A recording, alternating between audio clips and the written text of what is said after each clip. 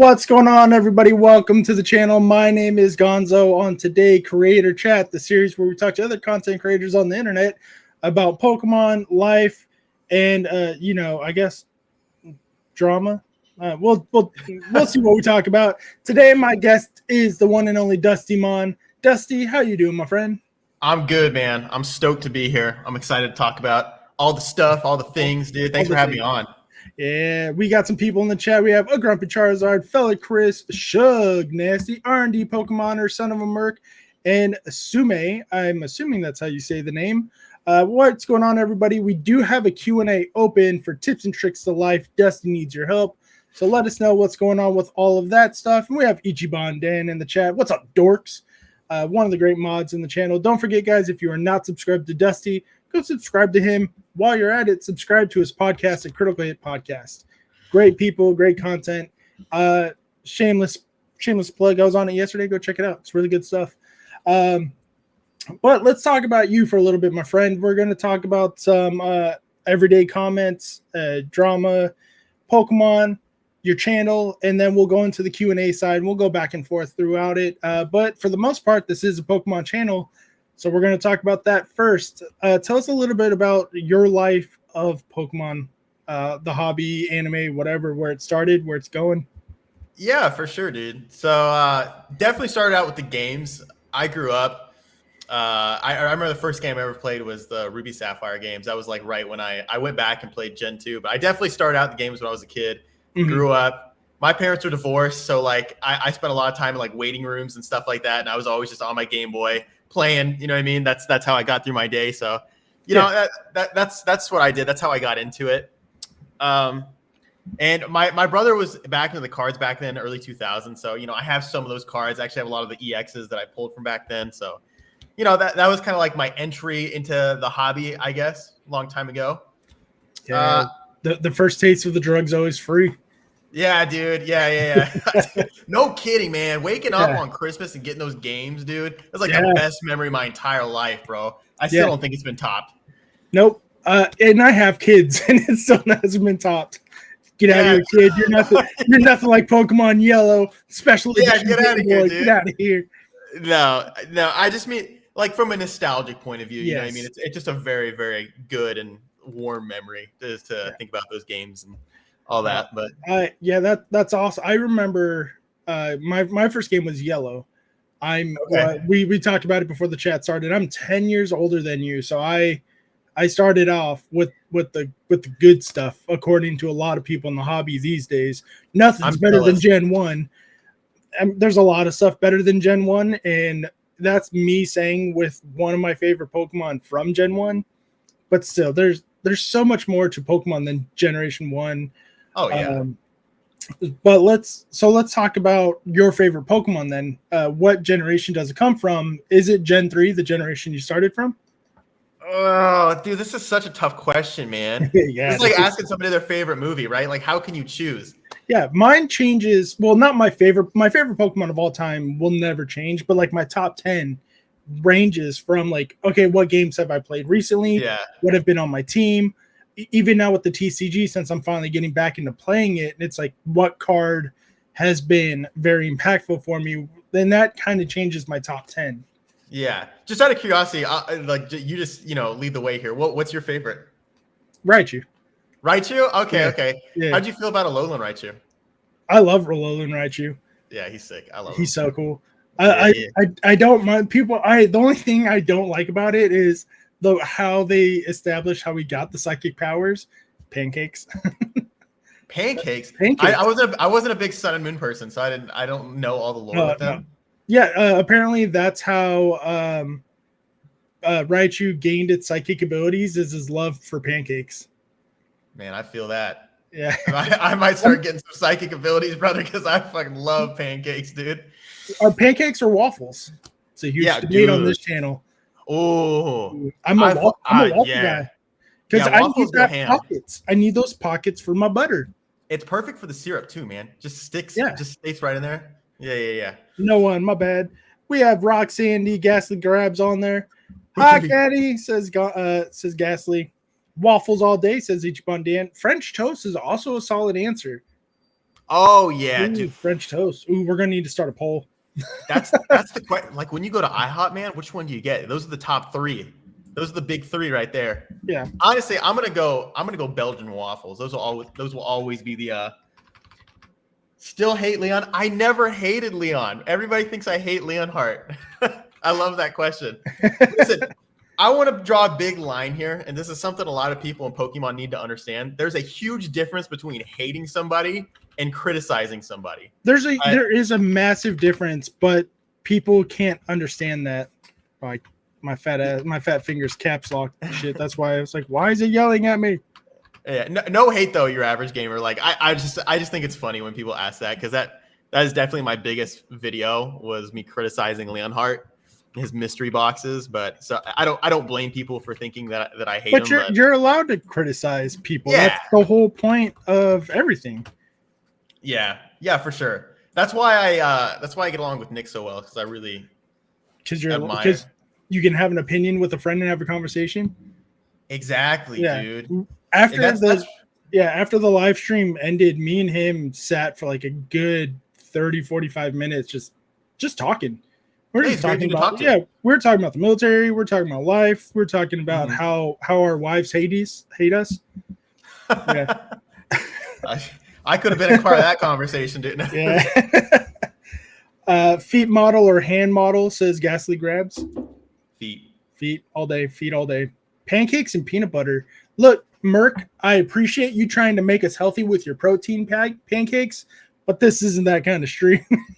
Yeah. But protein pancakes with peanut butter and banana, that's good stuff. I'll admit that. It does. What up? Yeah. So far, French toast is in the lead. Crepes have 0 votes. No one likes a good crepe. Pancakes. Yeah, that's all it is. Then we have pancakes. Then we have waffles in third place. This is not good. I don't appreciate this. My love for waffles have been unnoticed. But yeah. So besides the pancakes and the waffles, talk a little bit about how the military has affected your Pokemon collecting hobby. Oh yeah. It's pretty much financed it. I guess if I were to describe it in any word, financing it would probably be it. I don't know. So yeah, the military, it just affected every aspect of your life once you join it. You know what I mean? I will say that it's given me the ability to collect things that I probably wouldn't have otherwise collected. Like I have a ton of Japanese booster boxes that just sit there. I don't open them just because I love Japanese cards, but I can buy all the cards for super cheap because of the yen rate here. So I don't really see the point in opening them. Yeah. So I just have like a big old stack of Japanese booster boxes just sitting back there. And I'm like, one day maybe I'll open them, you know. Yeah, no, he's just gonna resell them once he gets back to the States. I swear I won't, dude. I probably make a profit. Yeah, dude. My guys reading my mind right now. No, that's how I am with a lot of things, man. Like I just buy it and just let it sit there. Just let it sit there. A lot of people talk about how they have like the itch to open up their sealed product collection, and I don't really get it, man. I don't know. No, I understand it. Like I love opening cards, but yeah, I just throw it in a tub and just never look at it. Never, yeah. So it doesn't really. I have a decent sealed collection, but all the stuff I have sealed, a lot of it, I'm not going to get bothered if I open. Yeah. But I also don't have like, oh my God, I gotta get here. Fuck, let me get it. No, I don't have that problem. Yeah. I know a lot of people that do. They'll buy like 4 or 5 of one item, and like, I'm only going to open 4. I'm only going to open 4. Fuck, I opened all of them. Now I got to go back to the store and buy another 7. Hold on, that math doesn't make sense, man. Yeah, I that's my biggest thing with like collecting those, man. It's just setting goals and boundaries, right? Like that's my wife's goal for me, is to set goals and boundaries, because if it's up to me, I would be in major debt. Well, more major debt than I'm already in, because I live in America. Yeah, no kidding, dude. Yeah. No, but I that's the fun part for me. You know what I mean? Like a part of collecting is like that was always my goal getting into it, is that, you know, the military would finance what I originally wanted to buy, what I really want to get into. Because I went in with no plan, like most people. I just wanted to open some stuff and pull stuff. Like I remember when I was first getting back in the hobby, I was a Champions Path baby. I know I'm the scum of the earth. But I bought a Champions Path ETB and I pulled the shiny Charizard GX from it out of the first ETB. And I was like, oh my gosh, bro, I'm blessed. I'm going to do this. I'm never stopping this. And then 500 ETBs later, this is bullshit. Exactly, dude. I've opened up like 5 Champions Path ETBs after that. I haven't pulled shit, dude. A bunch of Machamps. Yeah. Are you more of a singles buyer or are you more of a hunter? Not really. Probably singles buyer. I like to buy singles, and I enjoy reselling. Not really like. It's not really like for the goal of making money, but I like buying something, adding value to it, and then selling it just to buy more stuff. If that makes sense. So like, I totally get that because there's some stuff in my collection. I'm like, oh, I like this. I don't like it as much as I like this stuff. So I'm going to sell it so I can buy more of this stuff. Exactly, dude. Yeah, and I really don't get. A lot of people talk about how they get emotionally attached to their cards. And some cards I do have an emotional attachment to. Absolutely. Yeah, for sure. It's the ones that you pull, right? Yes, exactly. 100%. Like if there's a lot of like cards that I have that I haven't put away in my case yet that I'm going to for grading. Like the promos. Oh yeah, I can only get these in Japan, or I had to buy them off eBay. So I have no like real attachment except like I really love the art. So if one day if I'm going through my binders or my slabs and I'm like, all right, I'm down bad, I need to make some quick cash. Let me go through something.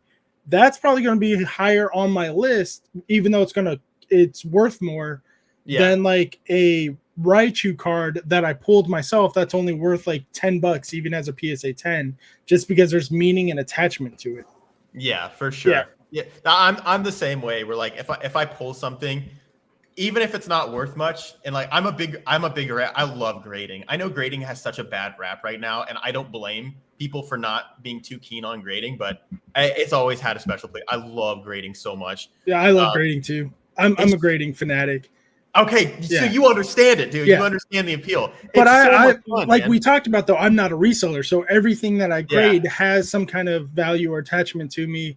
Where it's either like, don't get me wrong, there's some cards that I have graded because I'm like I pulled the Erica's Invitation, the Japanese 151. Yeah, I knew how much. Dude. Yeah, I knew how much people wanted it, and I was like, I'm not a big like.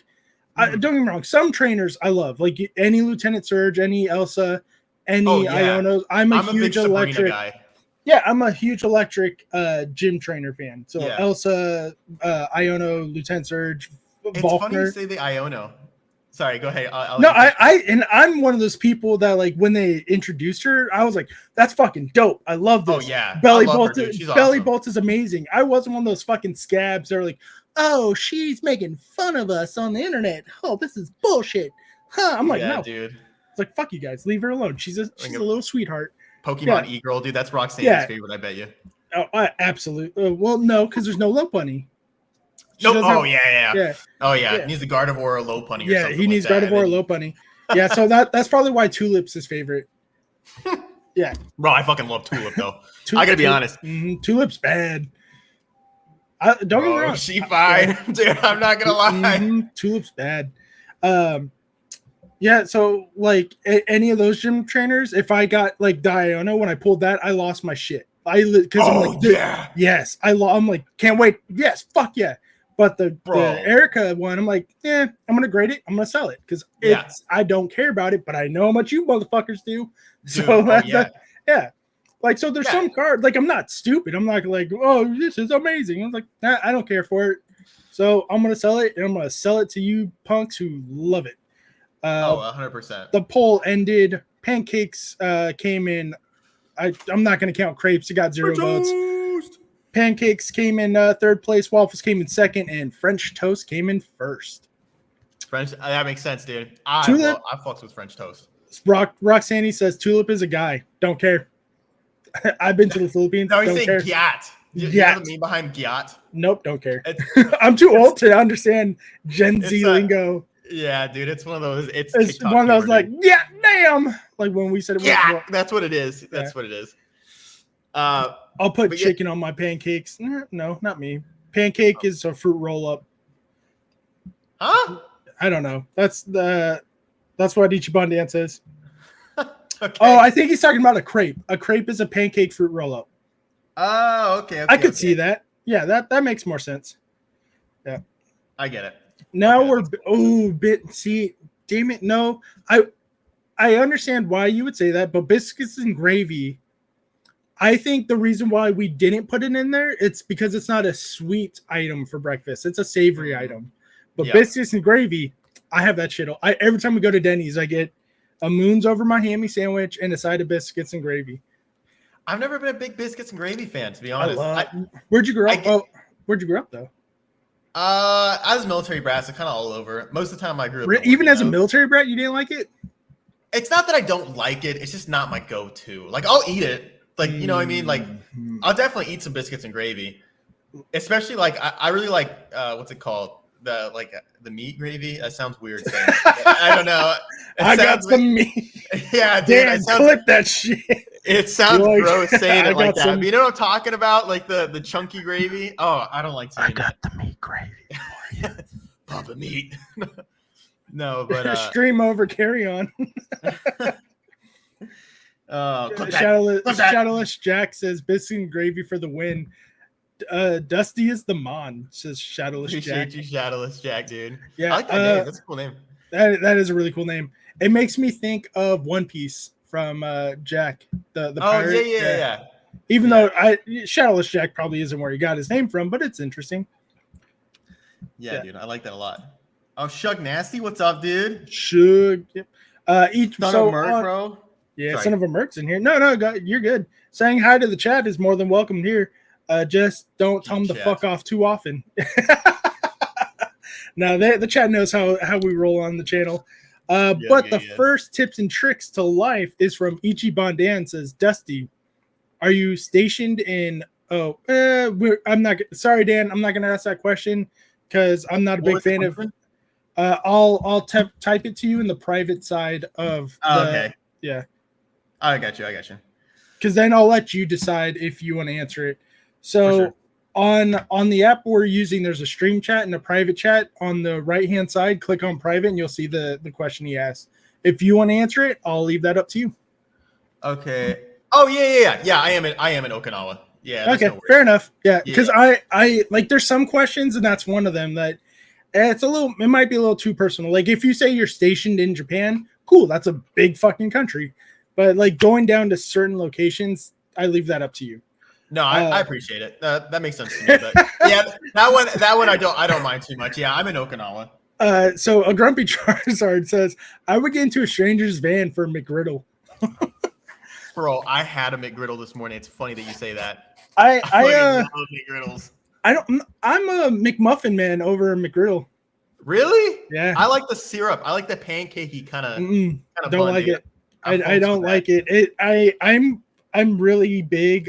I know some people in the chat know this about me because I've talked about it before, but I think I talked about it on my After Dark podcast where I unlisted it.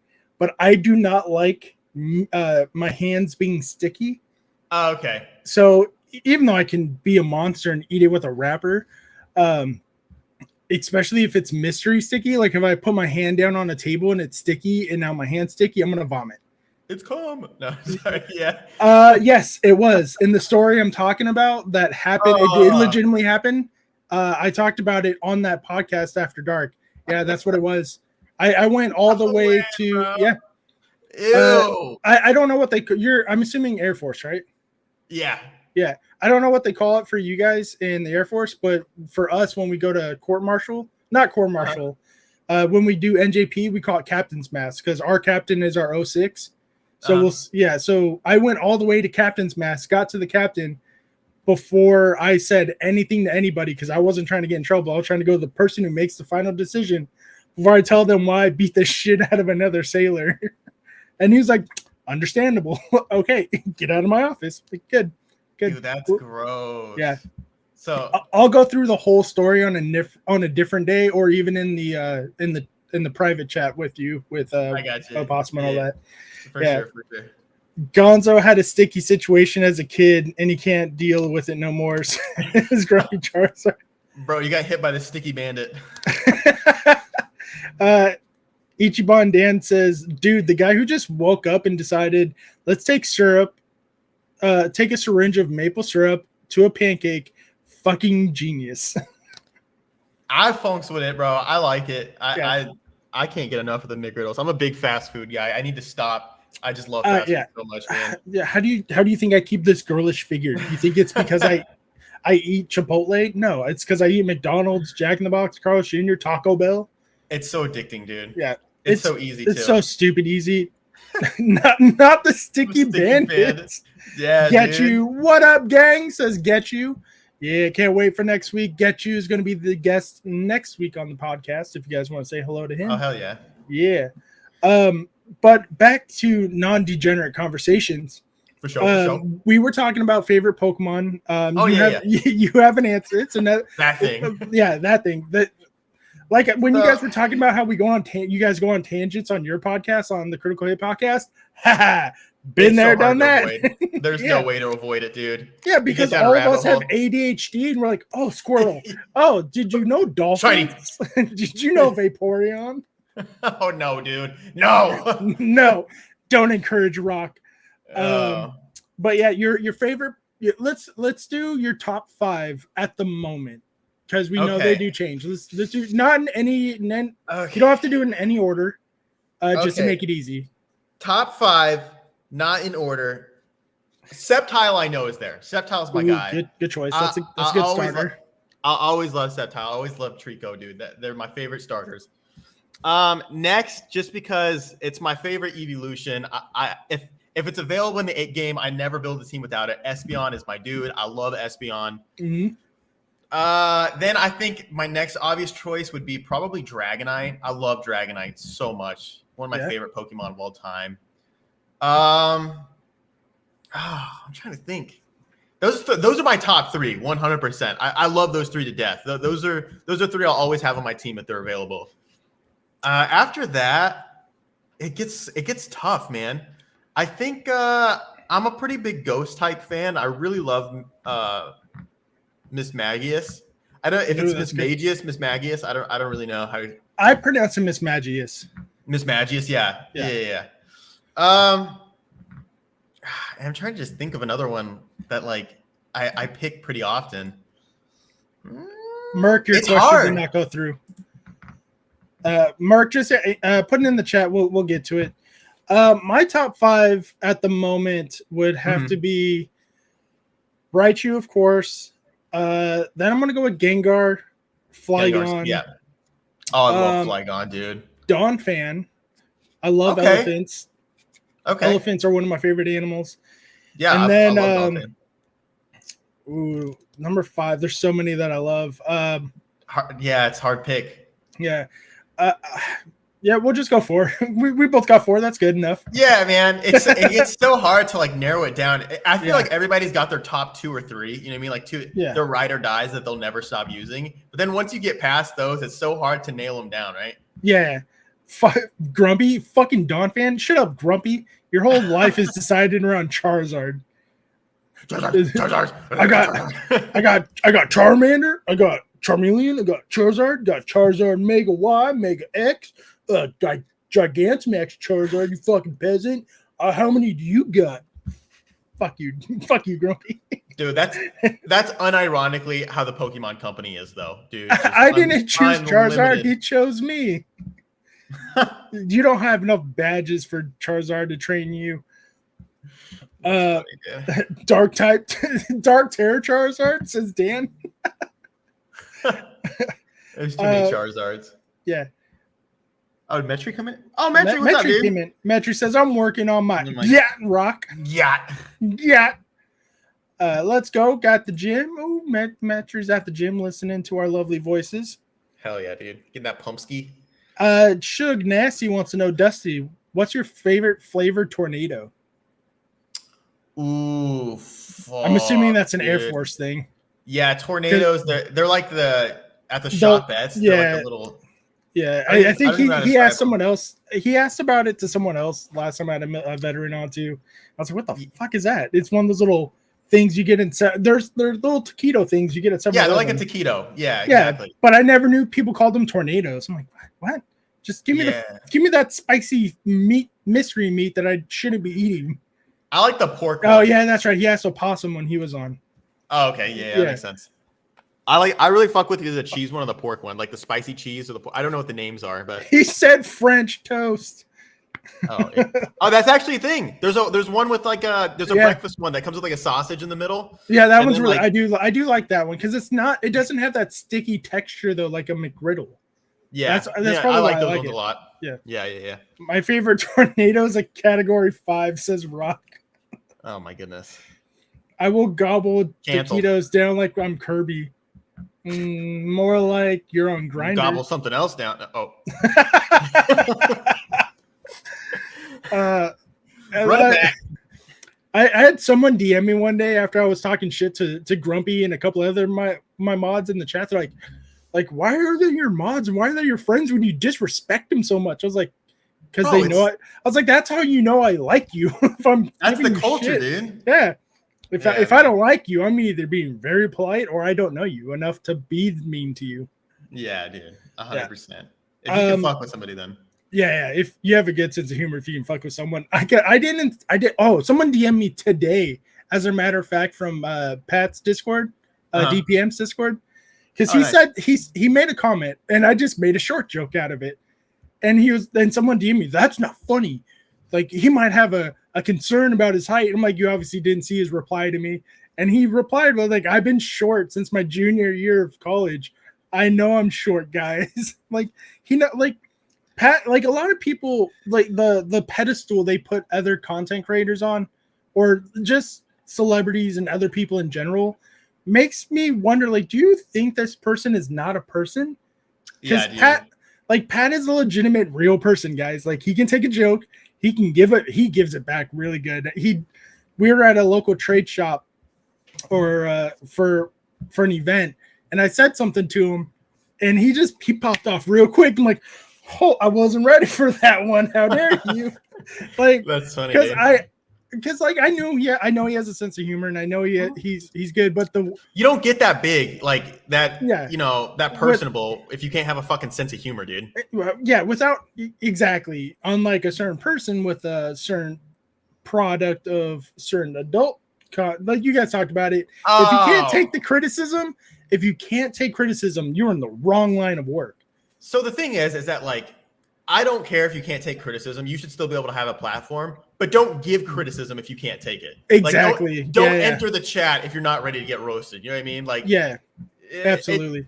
It's childish, is what it is. Exactly. Ichiban Dan says Pat isn't even fucking short. He's like 5'10". I'm 5'10", and Pat's at least 3 to 4 inches shorter than I am.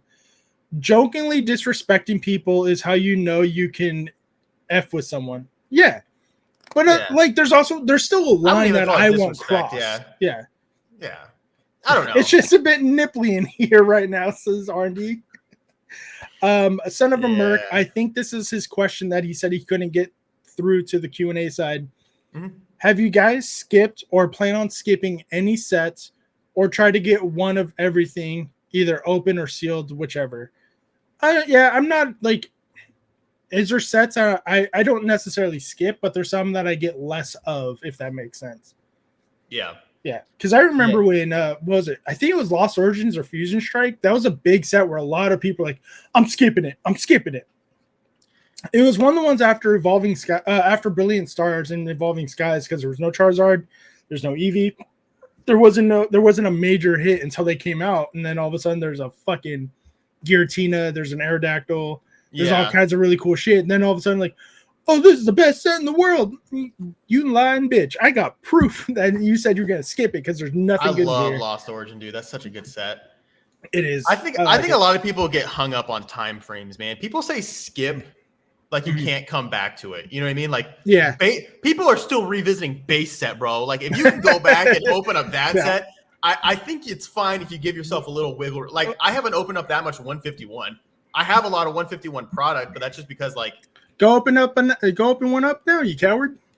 Dude, I'm not doing that. It's at the bottom of my bins, dude. I really want to, but like, if there's something I really want to open, I put it at the bottom of my bins, so that way I'm less, you know what I mean? Less that way inclined. I don't have to work. Yeah, you know like, I gotta do work. Yeah, this is bullshit. But like me personally, I've been putting more money into like older shit. Like, dude, you want to see something crazy? I haven't showed anybody this, but I really want to show somebody, and you're like the perfect person. Yeah, go ahead. Okay, like 5 seconds. I'll be right back. Take your time. Wait, really? I guess I didn't remember being that much taller than him. Yeah, Pat, I'm 5'10", and I'm like a good 3 to 4 inches taller than Pat. I think he's only like 5'6", 5'7". I started skipping sets when my OnlyFans stopped popping. All right. Okay, so I'm making a video on this, but like, yeah, fuck all that, dude. I'll just show you. But sorry, one of my lovely mods just popped in. No, you're good. Dub. Every time I hear my boy's Dub's name, it makes me think of the Doug song from the Hangover, when they go Doug, Dougie, Doug. Yeah. I go Dub. Hold on. Dub is probably one of the nicest, like genuinely like good people in the community. Where if someone went to his chat and he's like, "Man, you fucking suck," I'll be down that dude's throat. Like if he was leaning hard, like if Dub was leaning hard and someone was gobbling his nuts, I'll fuck you up, bro. What's up? What's good? Meet me by the flagpole after school, motherfucker. That's me with leaning hard, bro. I'll defend him to the day I die. Yeah, a little sneaky peeky, says Ghastly Grabs. Yeah, dude. Yeah. So I wasn't really expecting to buy anything like this. That's how it starts. I always wanted to, but like one came up. So I'll tell you. I'll show you what it is, and I'll tell you the story on it. So that way, it's not like building anticipation the entire time. But build it for the views. I got a Expedition blister pack, dude. Dibs. Like sealed. It's like minty too, bro. It's so beautiful. But a guy over here, Expedition is my favorite set of all time. I fucking love Expedition, and I've been like putting a lot of time into trying to get more like older sealed product. Yeah. And this is like my favorite thing ever. It's so beautiful, dude. And this guy over here, I just saw it up for sale. Like every once in a while, you'll see him pop up on online markets. Some crazy collector is just trying to clear house or something like that. Every once in a while, get him for dirt cheap. Yeah. Usually, Expedition blister packs usually go from like anywhere from like $1,100 to $800, depending on the condition. Yeah. And this guy, and I was just scrolling on Facebook, and I just see a blister. I'm like, holy shit! Like that's really beautiful. And like I keep scrolling because I just think it's like some random group on Facebook, like one of the markets I'm a part of. And then I see that it says Okinawa, and I'm like, okay. I'm like, no fucking way. The guy has it listed for $1,000. So I message him. I'm like, hey, dude, would you be willing to go down to $850?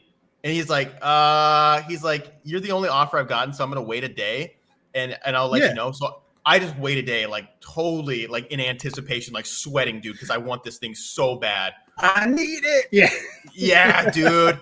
I'm just waiting for a message from him because he said he's gonna hit me up, and he hits me up, and he's like, yeah, dude, let's do it. I'm like, holy fuck, dude. So I run to the bank. I'm grabbing all the shit, dude. I'm like, I gotta go. I gotta make sure it's legit. I gotta make sure it's not, a fake pack. He didn't do anything to it.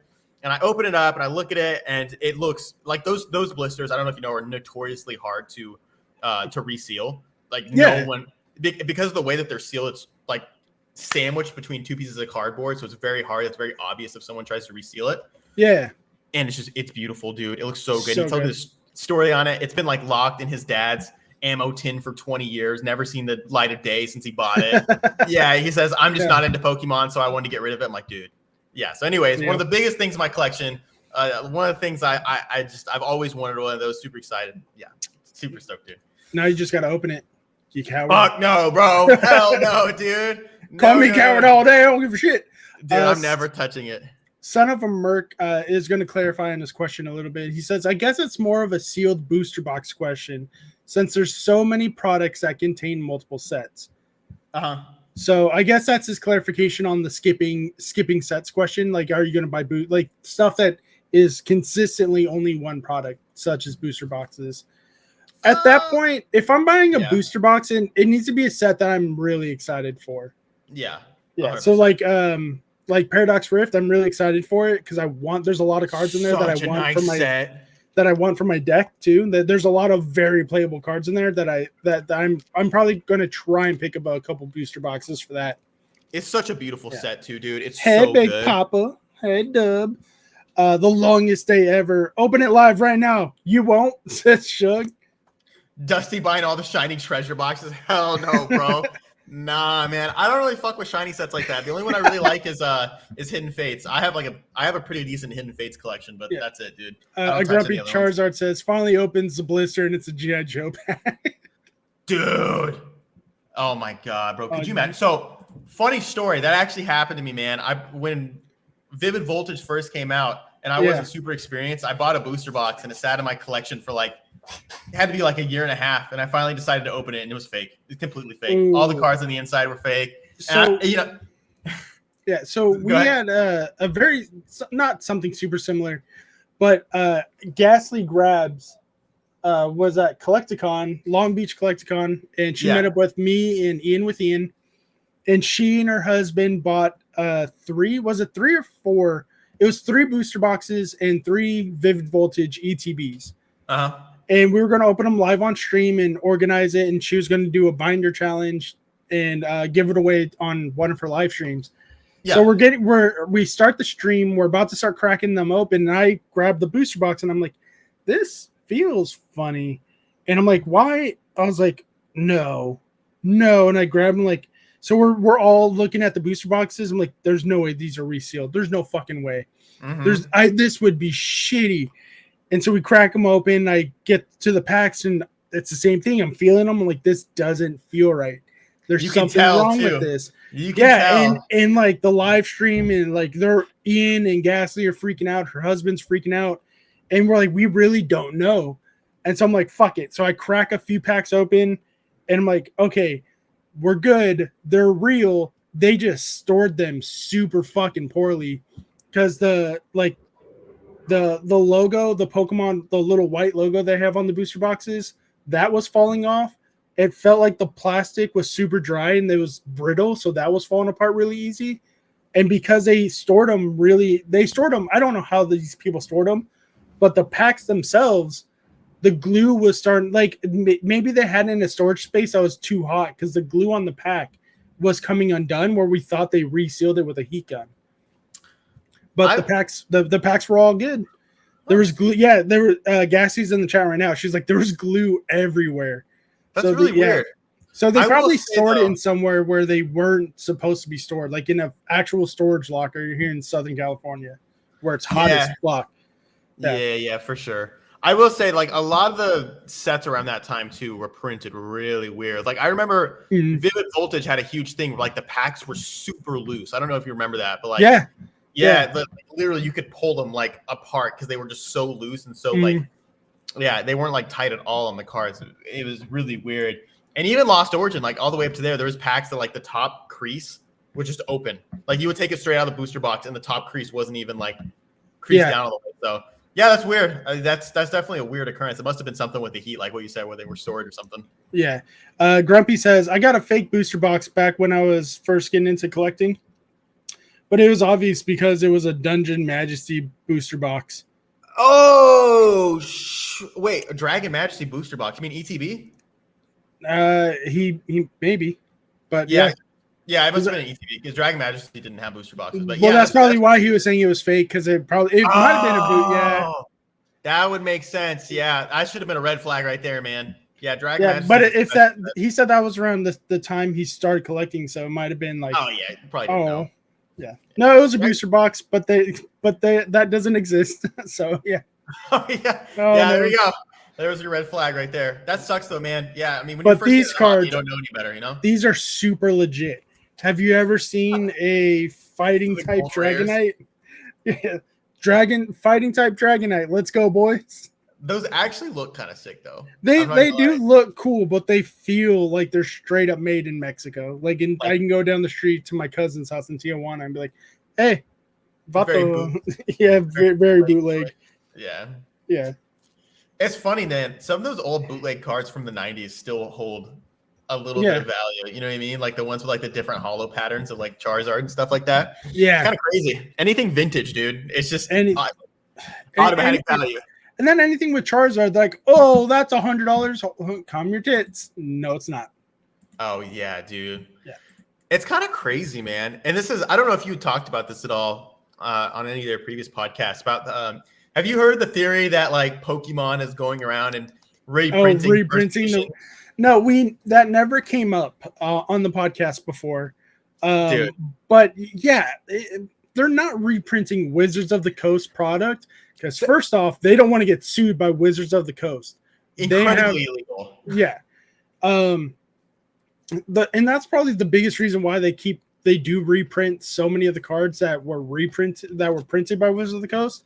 Yeah. But they haven't officially done like 120 HP, 100 attack. They always change it. So it's like, hey, it's our character, but the artwork and everything and the copyright infringement, no, it's not worth it to Pokemon. Yeah. Oh yeah, like, no way. Yeah. He looks like he's throwing a mean overhand. Yeah, you're not wrong. Oh yeah, the Dragonite. Yeah. I think people just want a reason to talk shit about the people who have it and who can afford to buy these booster boxes. They also underestimate just how much is printed. Like, dude, it's ridiculous. Like, these are some of the most printed. People think Modern is overprinted, which, you know, it is, especially Modern, but like between Black and White and X and Y. Yeah. Bro, like it's incomprehensible just how much of these vintage sets, all the way from base set, all the way up to like, you know, the Gym Challenge and, you know, Gym Heroes were printed. It was insane, dude. Yeah. But yeah, it's really not that surprising that people have all of these cases still around at all. I bet you they were just sitting there for years. Oh, absolutely. I'm curious on what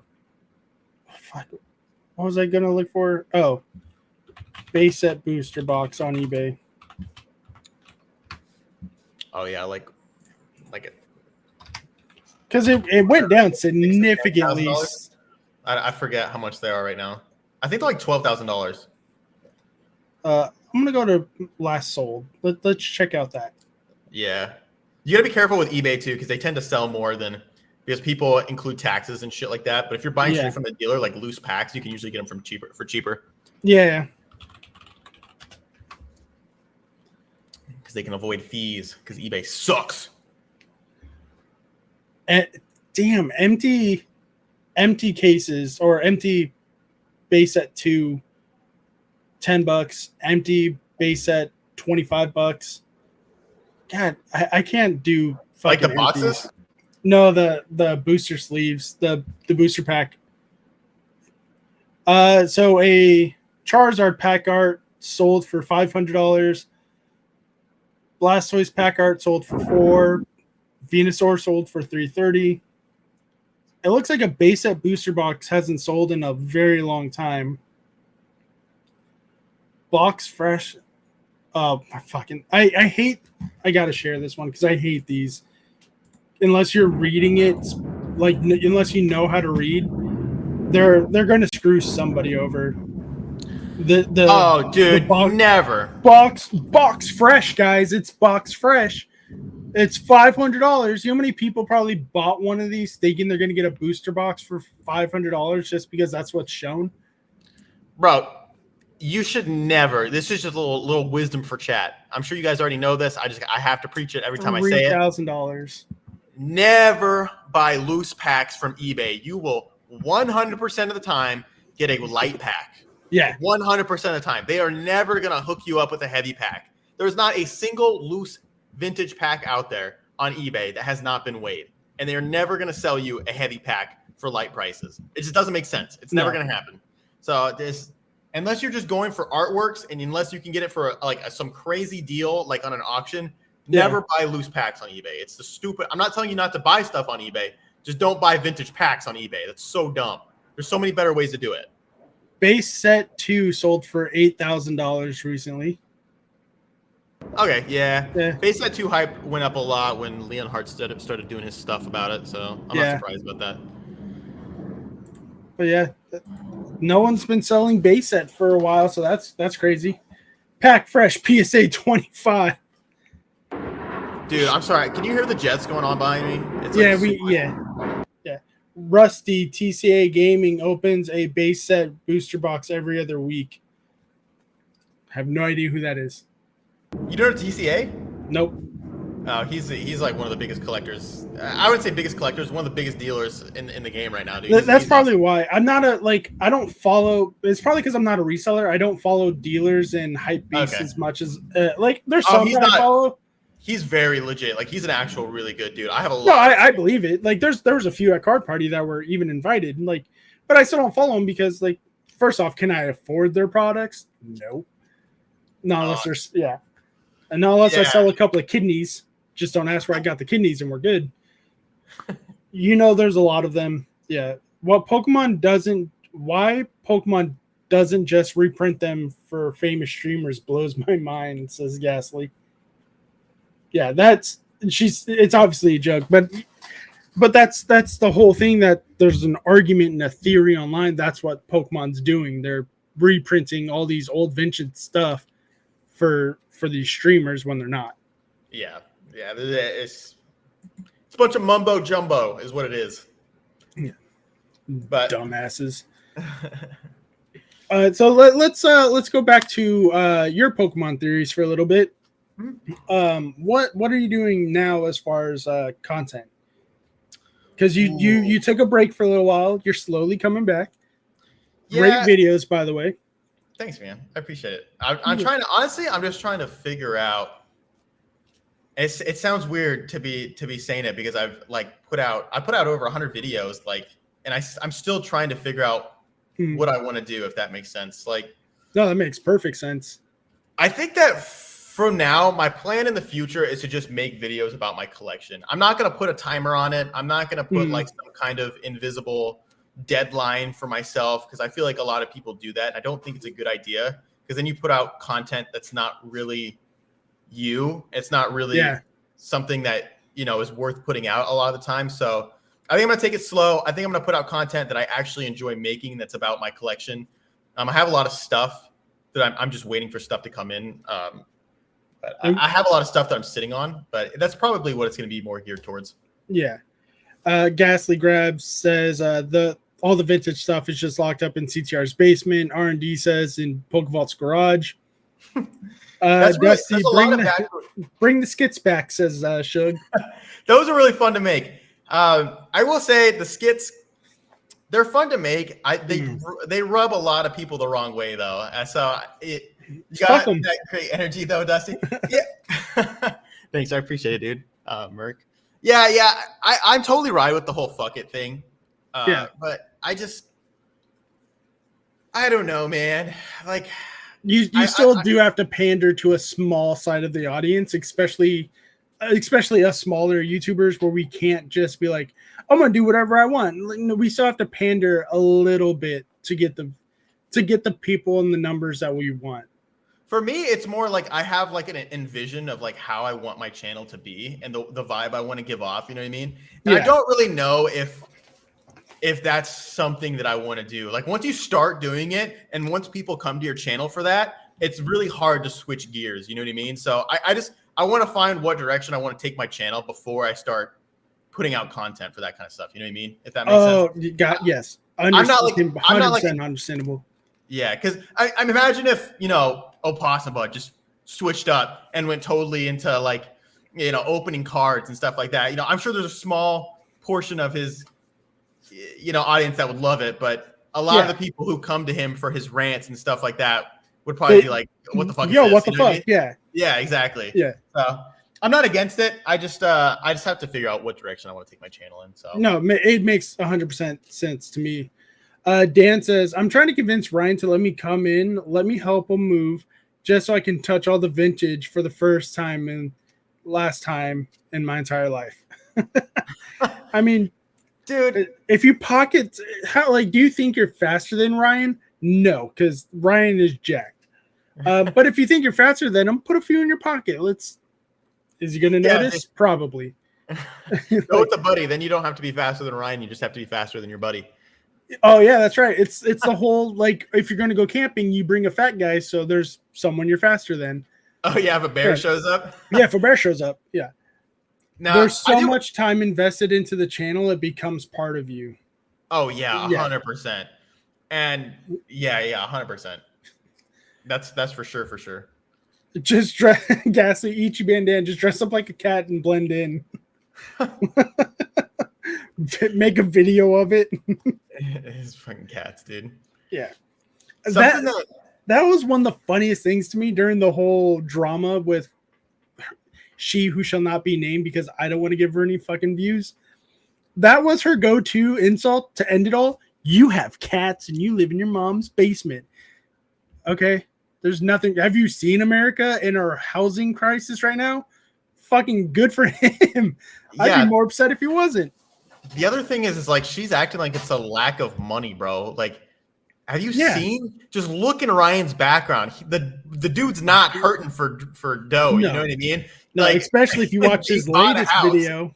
Yeah, if you watch his latest video, he's good with one card. He's good. He can buy a car with one. Like, hey, I want that Tesla. Here's a Charizard. That shit's insane, dude. That man, I talked to him earlier. I haven't talked to him in a while, but when I first started talking to him, he's like, yeah, man, I have the worst luck out of any Pokemon. I'm like, dude, you are a bullshitter, dude. There's no way. You have insane luck. It might just be the choice. He's loaded. Even if it's true and he does live with his parents, who fucking cares? He's not hurting one by living with his parents. Yeah. Except when he commented on your comment. That's the only time he hurt somebody.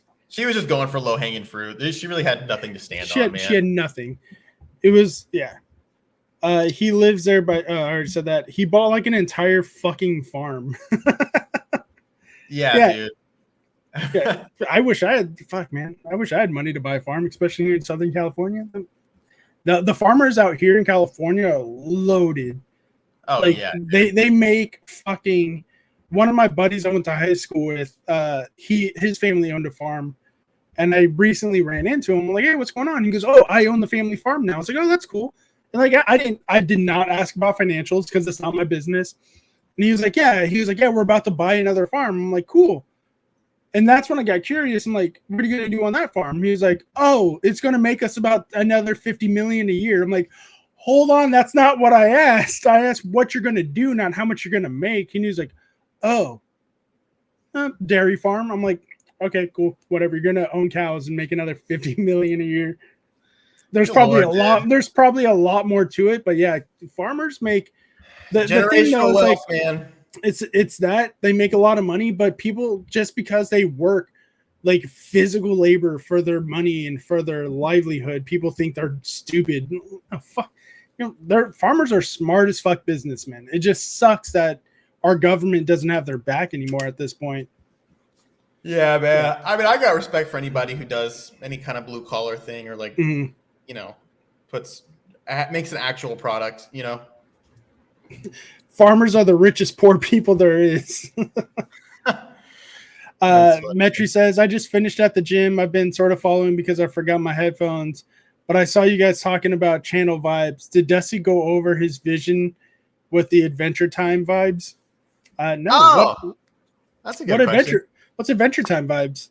So it was a little unintentional, to be honest. I went with like kind of a style. I'm not gonna lie to you. I got a lot of inspiration from Max Mofo because I just love the dude. He's one of those people that like no one hates. Yeah, he great content, very genuine dude. Anyways, and I was looking at his channel and I was like, man, I really like the vibes. How can I kind of like recreate this on my own style? And so I started talking with this artist. And he's like, yeah, we can do this. Like, let me see what I can come up with. And that was kind of like the inspiration for my vibe on my channel right now. And that's what I've been talking about, like with what I want to give off for my channel, like the vibes I want to radiate. I want it to feel like very fun and like exciting and just not taking itself too seriously. You know what I mean? So right. That's where that came from. Is just trying to experiment and see. I wanted it to stand out. You know what I mean? Is the biggest thing. I didn't want it to look like every other Pokemon channel. If that makes sense. No, that makes sense to me. Yeah, I was like, oh, I was that was going to be one of my questions. Like, hey, what made you go with this theme over all the other themes at the moment? Yeah, I just like it.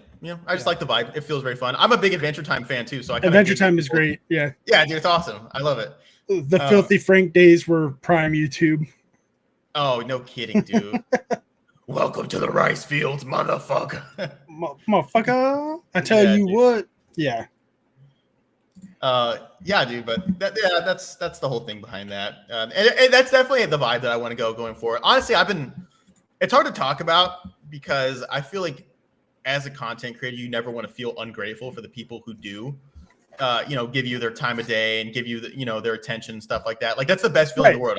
I'm super grateful for the people who do subscribe and do come back to my content and enjoy it. That's the whole reason I make content.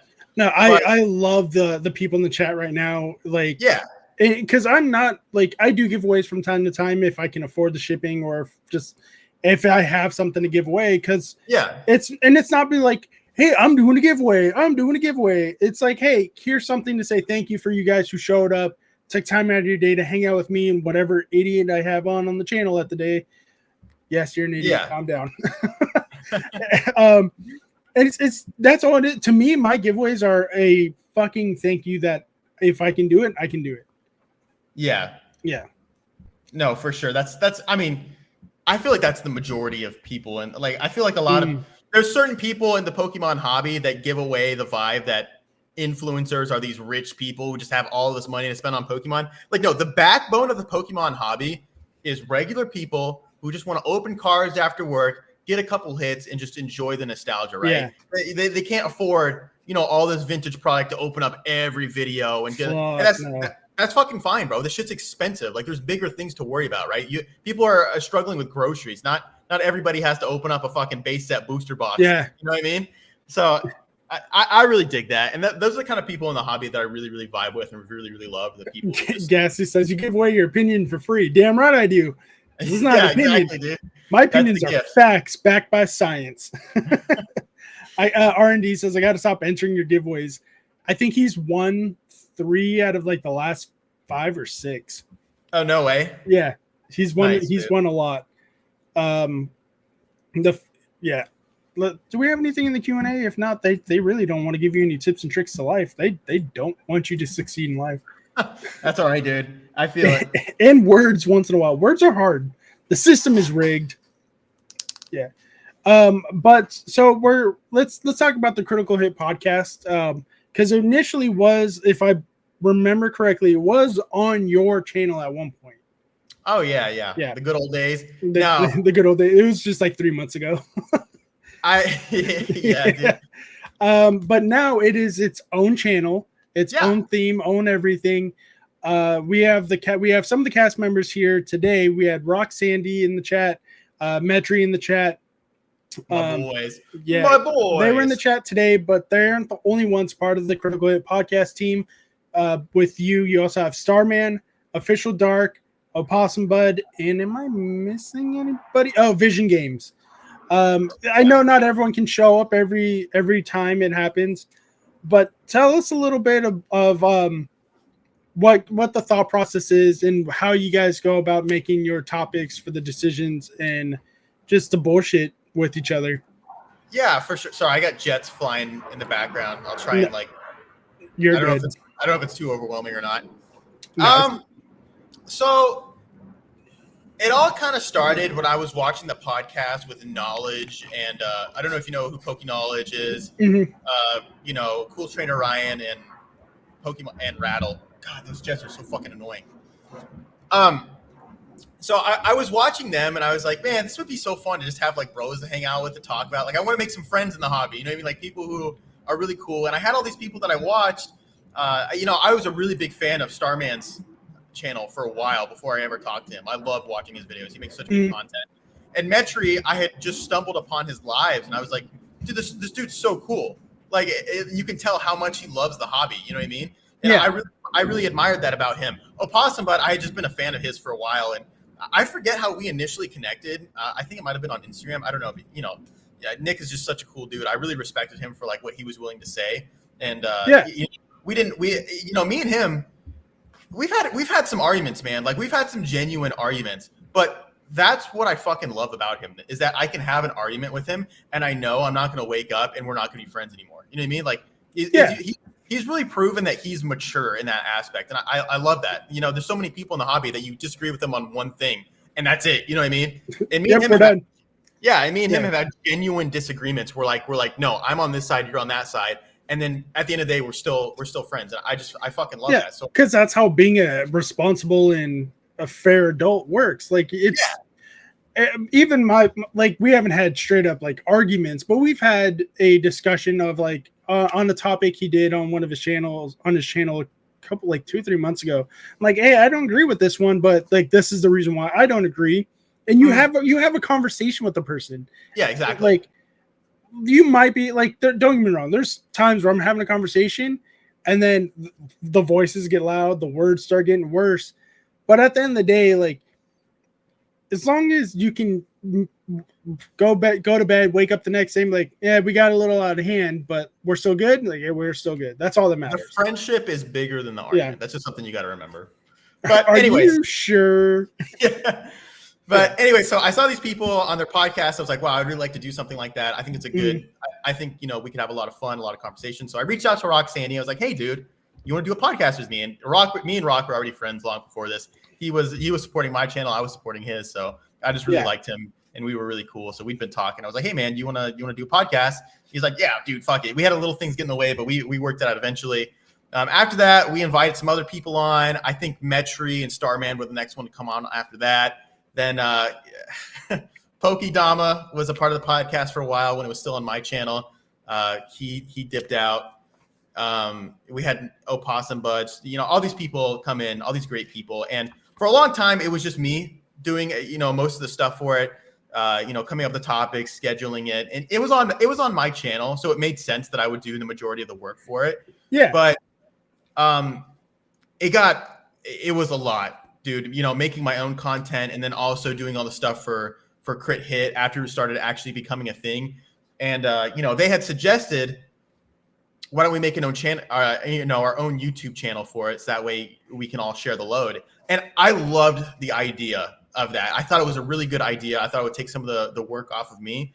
But at the time, there were some limiting things. I don't want to get into it too much because I'm not big on like, talking about. Yeah, there were some disagreements. Let's just say that I didn't trust everybody who was on the team at the time. Things changed, and I felt that we were in a position where everybody was around me with somebody that I really trusted, somebody that I really liked. So I was like, let's do it. Let's start the own YouTube channel. At that point, it had just been too much for me. So we took kind of a break, a couple of weeks where we didn't do the podcast. Yeah, and we started our own channel. The load has really been shared. Metri is running things as far as like podcast wise. He's been doing a fucking phenomenal job. He's such a good guy. Him and Rock have really been sharing that load. Rock's been making our thumbnails. They look better than anything I had ever come up with.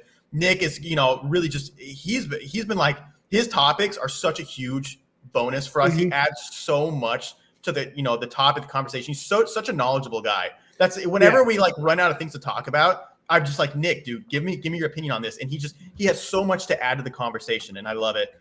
And, I a lot of the time, come up with the topics, just try and, help plan things. And I just love what it's become, man. It was something that I had started, but really Critical Hit is just all of these dudes now, right? We're all Critical Hit and I love it. It's so much fun. And I can just see the growth that's ahead. So that's really the story of Critical Hit. I love it. It feels, it's something I really care about. So I really love talking about it. But yeah, the podcast is awesome. We have so many things we're working on. So I'm excited about it. No, I totally understand the time management situation. I was on the Cardboard Addicts podcast. I was with their team for a few months. I love that name. Yeah, they're a great channel, great team. But when a Grumpy Charizard asked me to come on, I was like, yeah, I'll come on. But just to let you know, my channel is my priority. I can't be on every single time because I'm working, and at the time I was working 3-2-2-3s nights, and then I started going to school full time. It's like Panama's. Yeah, it's a Panama schedule. Oh, dude. Yeah. I feel you. So he was like, yeah, that's fine. But after that, I was able to, after that, things kind of changed where I was able to make it every Friday. And they're still like Grumpy. I will say this to his face, and I'll say it to all their faces. Grumpy is the hardest worker on that team by far. Yeah. And and I'm not throwing shade at any of them, but Grumpy is the reason why it's as successful as it is. He comes up with great topics. He comes up with a lot of the ideas. It was even his idea recently to host a TCG tournament for the channel, and that was great, very successful. We had a lot of entries.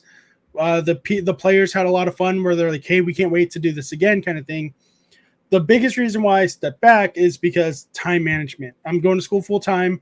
I have a wife and kid. And then when they record, because I was the only one here on the West Coast, everyone else the East Coast, so they're 3 hours ahead. Time differences don't even get me started. Dude. Oh, I know, because you're in Japan right now. Yeah, dude, it's so fucking frustrating. But 100%, like it's frustrating sometimes, and if you don't feel like you're putting in that work and that effort to let the team, to give the team all that love that they're giving you, and because to me, I was talking about this with Opossum last night. Mm-hmm. I'm really big on, if I'm part of a group project like a podcast team, I want to put in my equal share. I want to put in my equal opportunities. I want to do you contribute. Yeah, exactly. And it got to that point where I'm like, I'm not feeling that anymore. And so I was like, you know what? I'm gonna take a step back. And they were like, yeah, whenever you want to come on, like every couple months, every couple weeks, let us know. We'll bring you on. I'm like, cool.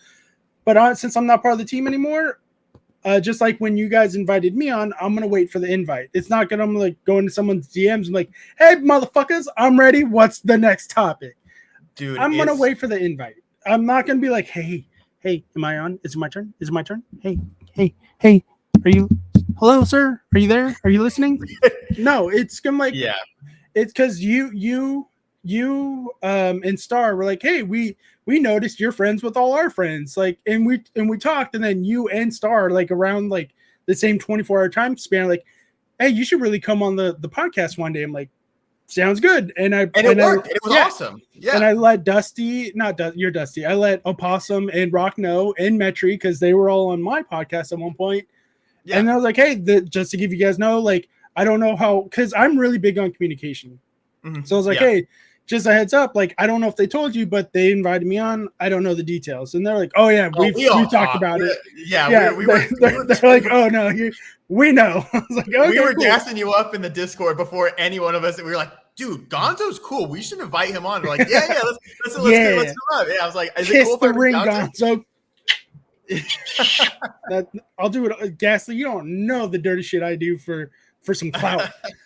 But yeah, and that's kind of how it came to be. And then once I started talking, and that did like we talked about it on when Metri was on this channel, I said it straight to his face. We talked about it. I didn't know, like, because I've seen him in all the chats and all the lives, but he's not a shameless plugger like I am. I will shameless plug all day in anyone's chat. If I have an opportunity and it makes sense, I'm a shameless plug. Metri doesn't do that. So I didn't know he had his own channel until the Critical Hit podcast, where I was talking and I saw Metri in the chat. And I was like, yo, Metri, I thought you were part of this group. And he was like, I'm the dude with the beard. I'm like, what the fuck? So yeah, then we hooked up and he got on the channel. Yeah, but that's how it was at Card Party too. Yeah, like there's a lot of people who I'm like, I don't like, I recognize your name, and they're like, oh yeah, I make content. I'm like, since when? And they're like, since a couple years. I'm like, holy shit. They're like, yeah, we don't shameless plug like you and Ian with Ian do. I'm like, yeah, we have no shame. Hey man, quiet dogs still get fed, you know? Like, yeah, you got there's no I have no problem with that. There's people who get offended, bro. Like if you're on their shit and you shameless plug, and I just don't get it, dude. Like what's the big deal, dude? It does depend though. Like if someone in taste, you know what I mean? Like if one of my mods starts dropping links, I'm like, okay, something in the chat must have happened where they dropped a link and it makes sense. Like where I'm talking about your channel, Dusty's channel, everyone fucking I words are not good to me. Like if they start dropping all the channels that we named for your podcast team, like that makes sense. But if they drop Son of a Merch channel, I'm like, okay, well, at least he's active in the chat. I'm not going to get mad at that. And there's probably a reason why they dropped it. Maybe they're talking about like a video that they did. But if someone's in the chat and they're like, hey, shout out my channel, I'm going to ignore it. And hopefully my mods are like, no, we don't know you. You're not active. Like, you need to build a rapport with somebody before you start shameless plugging. Dude, it's so funny that you bring that up because that's been such a big thing for me since we started the podcast. Because we love you, Merc. Wait, what did he say? He says, why you got to say me? Because I think your name should be dropped, Merc. Drop his link. How about that? Drop it. Yeah.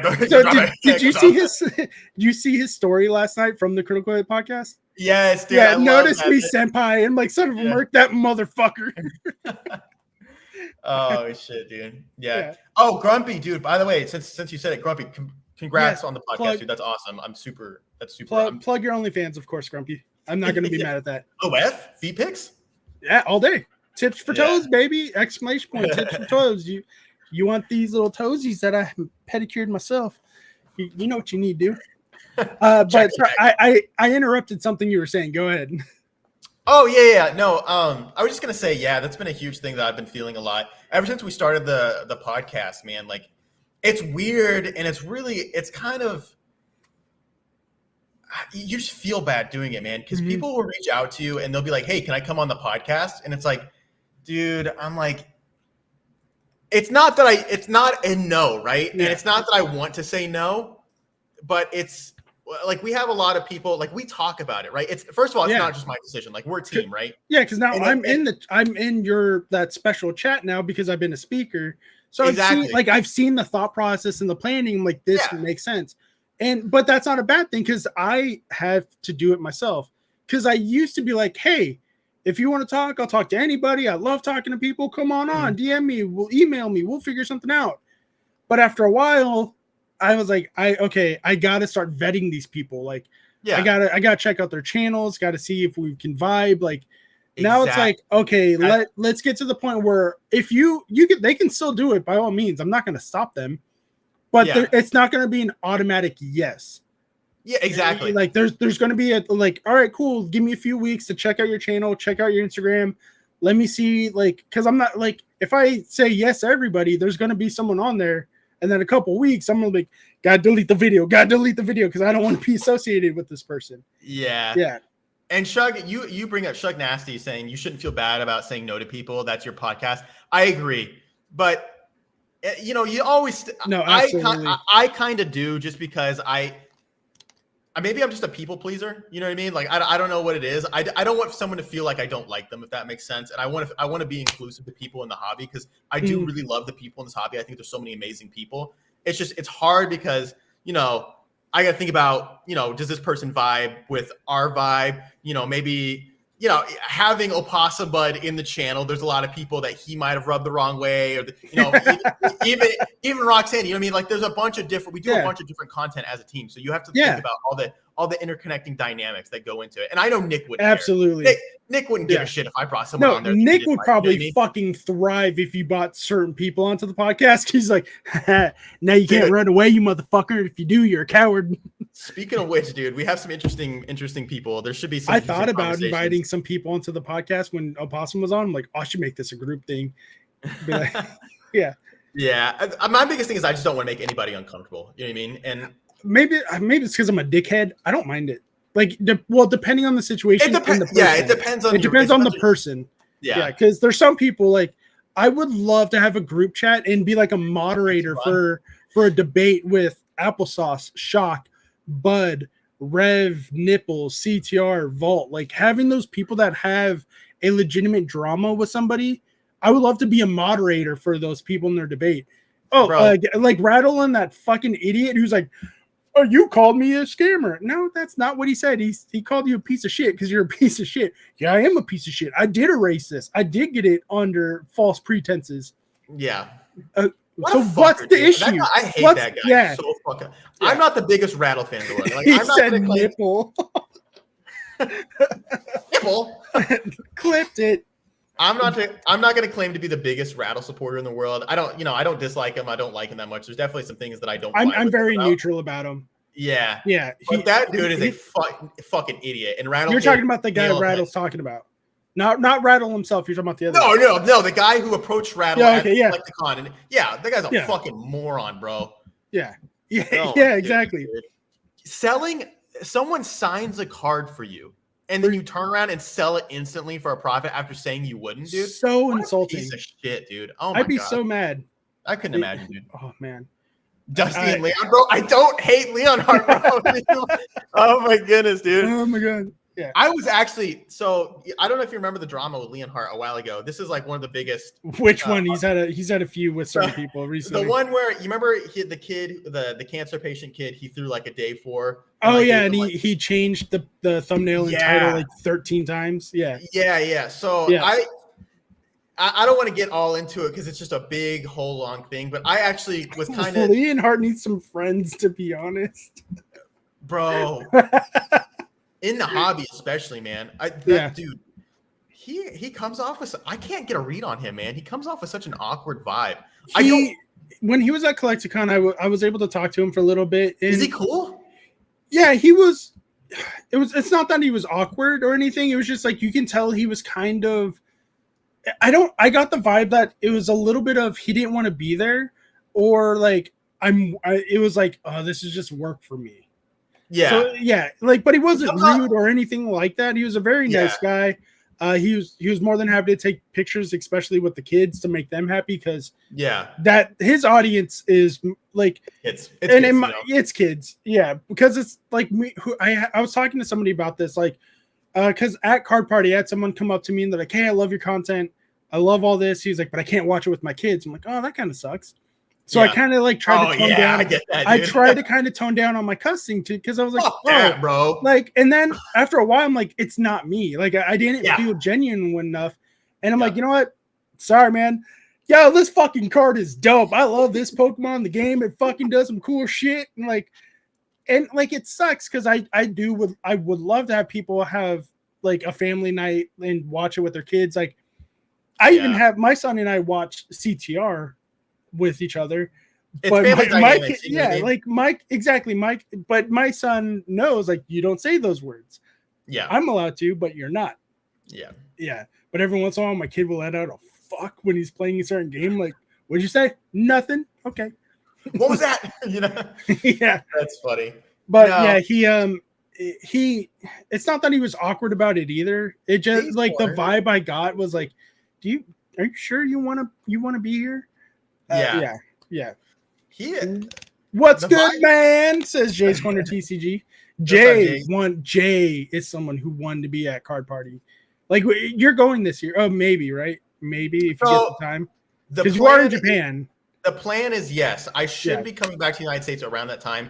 It's gonna 100% depend on the military though. Like, I'm trying to cross train right now. I'm trying to do a bunch of different things. So if it doesn't line up, at the end of the day, my career comes first. You know what I mean? I have to put my family absolutely first. Yeah. But I would absolutely love to go. Yeah. When you go, you're going to see exactly what I mean with some content creators that are going to be like, yeah, I'm all about this. This is fucking amazing. And then there's going to be other content creators that are there. And you're like, this is just work for me at this point. Like, I'm just here to make content for my channel. Dude, it's very noticeable. Yeah, but I cannot wait to see that. It's such a fucking cool vibe. I loved Card. I was so like, after the first night, like, I knew it was going to be successful, and I was like, I can't wait for the next event. So yeah, bro.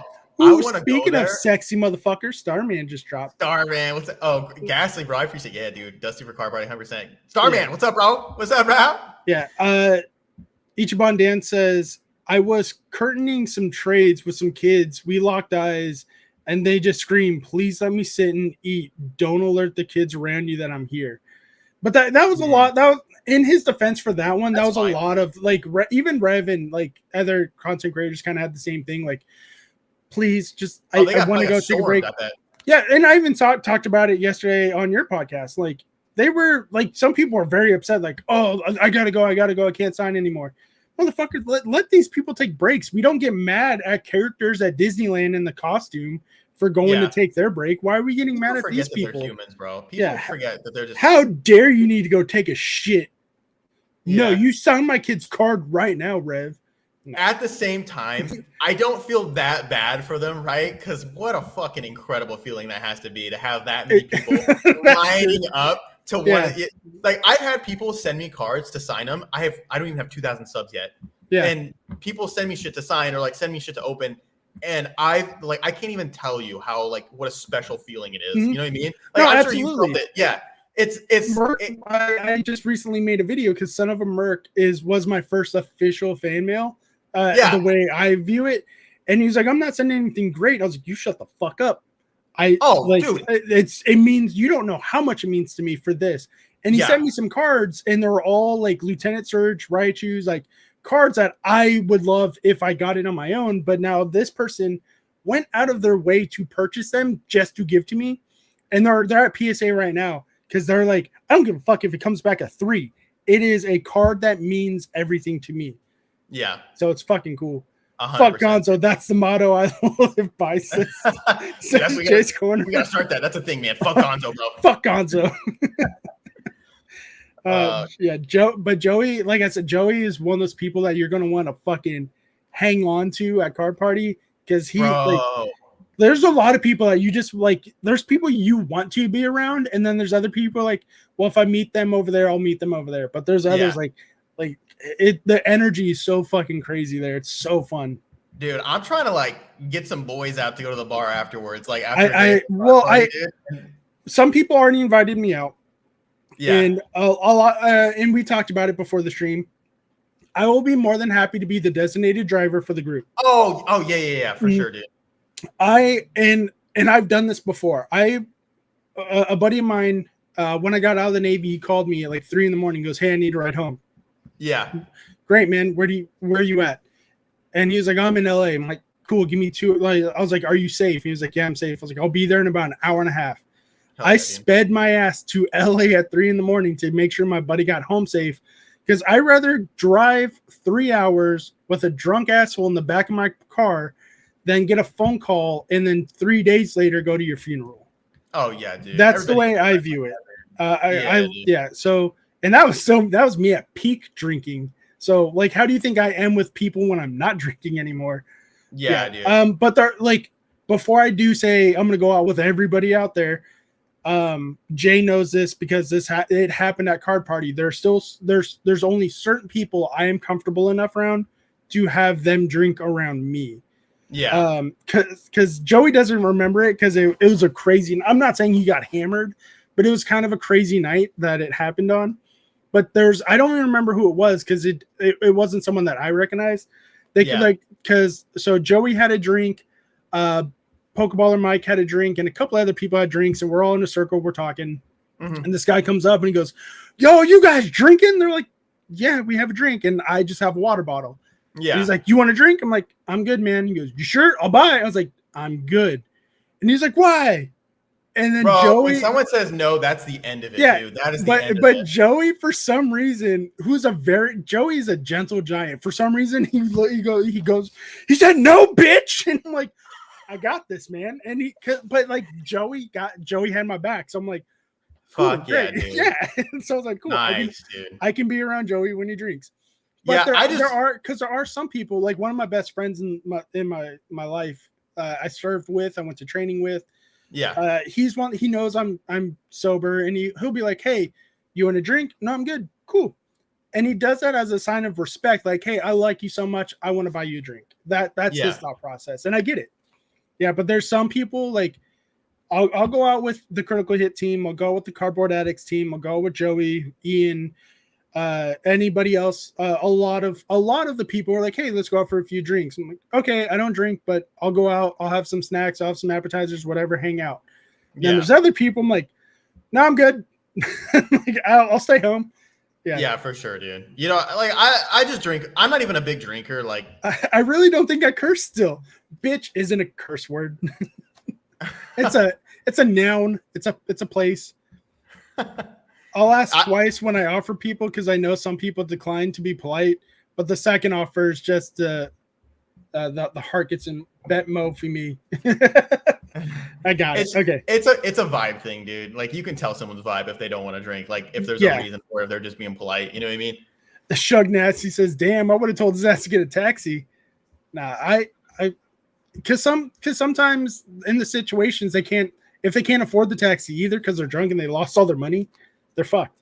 If someone trusts you enough to call you at their lowest, man, you gotta be there for them, dude. Because imagine you shut the phone off, you're like, figure it out, dude, and then they like just drive home and something bad happens, man. Like, you just gotta be there for your dudes. You know what I mean? Gaston says clearly fabricated story to pump up Joey's street cred because Joey needs more street cred in the Pokemon community. Starman, don't we all, man? Starman just wants to drink with the boys. Oh yeah, dude. What's the plan Starman. for Rock if we go out drinking? Do we have to go to Chuck E. Cheese or something? Oh, that fucking kid's going to. He's got bedtime at 8:30, dude. What are you talking about, dude? Yeah, but we can still go to Chuck E. Cheese by 5. You guys can have a few beers there. Oh yeah, there you go. Yeah. Yeah. That's Everyone good. get a pizza, get a Bud Light, let them take a photo with the Chuck E. Cheese people. Oh, dude. Get Rock a babysitter. Yeah, dude, it can be Ryan. Ryan can babysit Rock since that's his son. Rock has to drink a warm glass of milk by 9.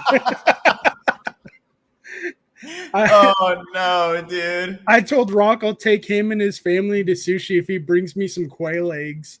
Dude, those fucking quail are more famous than they're starting to get a following in Pokemon, man. I swear. He needs to start a channel just for them. Yeah, dude. Yeah. Are you gonna bring your family to card parties? Or just gonna be you? Fuck no, bro. No, dude. No. It's gonna be just me, dude. I'm gonna be chilling. It's gonna be dad time. R&D Pokemoner says Rock and Ryder, his son, can hang out and drink from the sippy cups together. Hell yeah, dude. There you Damn, go. we're clowning on Rock and he's not even here to defend himself. That's the best time to do it, dude. Get the low blows in while he's not here. Did you see the meme I dropped in the group chat for Rock and Lopunny? I think I did. I don't remember it though. I have to look really quick. Yeah. I had to look. One sec. Take your time. For a second, I was like, I'll just share it here. I'm like, wait a minute. There's some things in the chat that shouldn't be out. Not to the public, not to you. Man, how far up is this bitch at? It's before Metri talked about throwing his computer out the window because it froze on him. It's what he gets for bailing on his channel, mate. I mean, why not? I'll look later, man. I can't find this shit. I'll send it to you later if you can't find it. Oh, wait, Rock thinks about okay, yeah, I see it.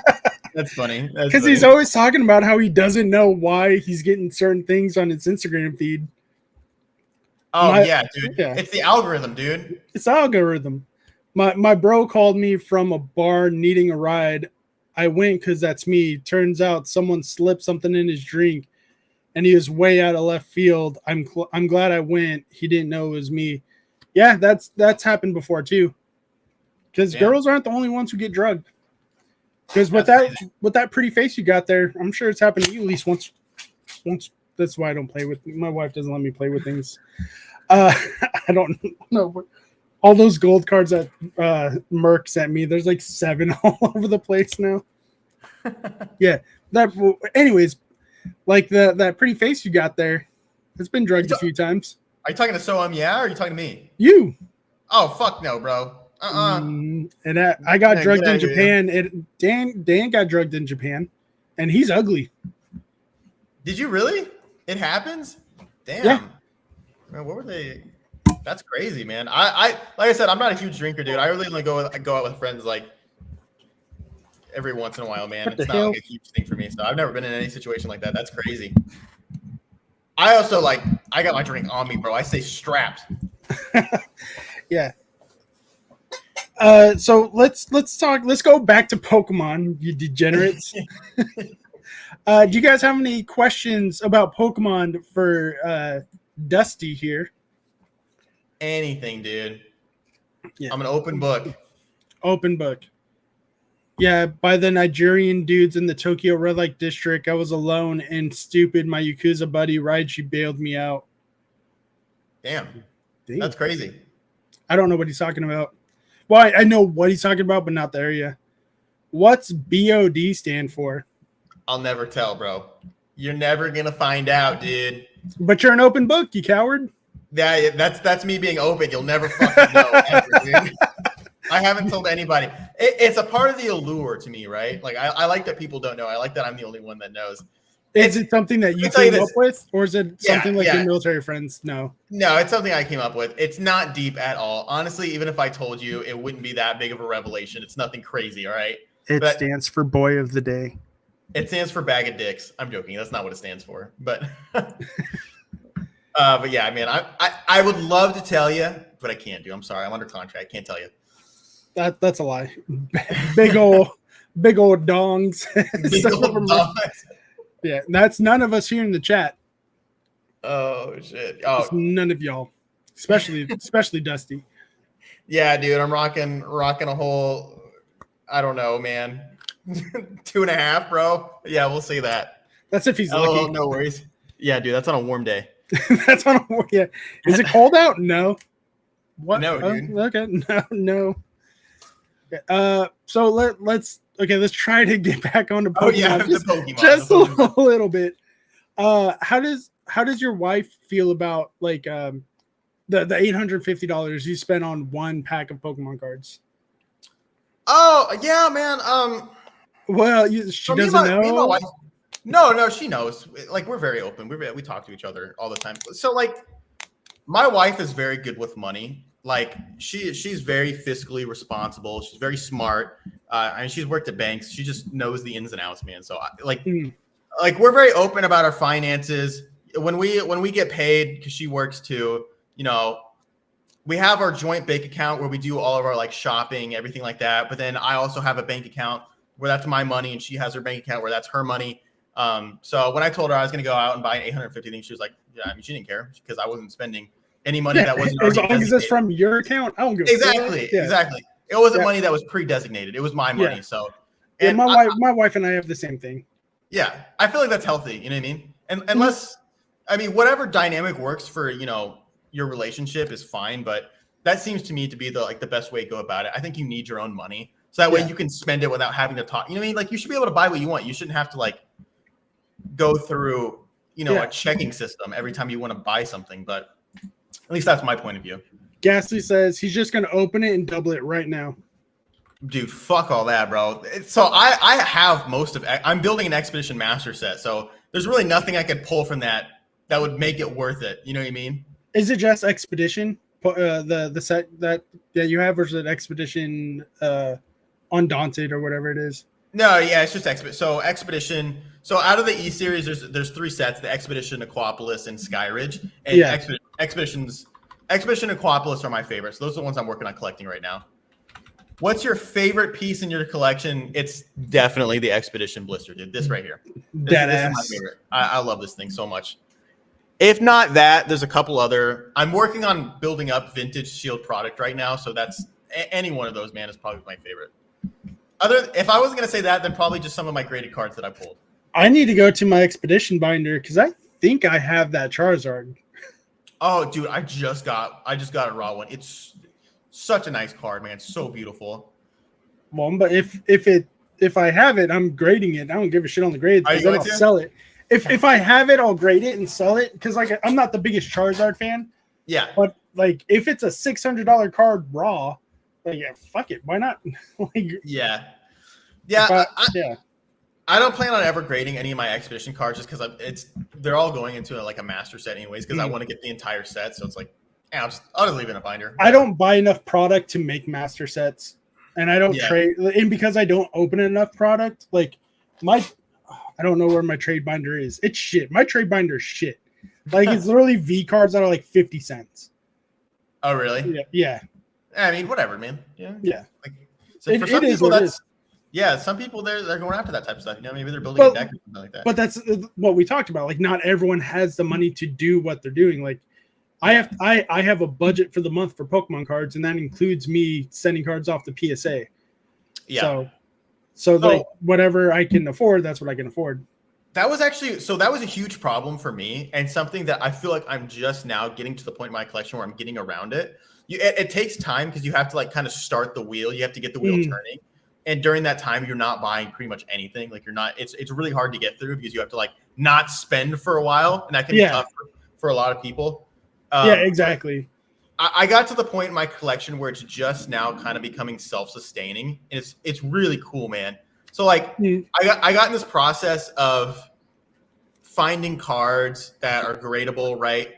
I'll grade them, get them back, sell them, get the money, invest it into something else. I'll reinvest the amount of money I put into grading more cards, and then I'll get whatever's extra. Then I'll just either set that aside or I'll put it into like something I want in my collection. And I think a lot of things that people struggle with too is like, as far as vintage, they really want it, but they don't see it as an attainable goal.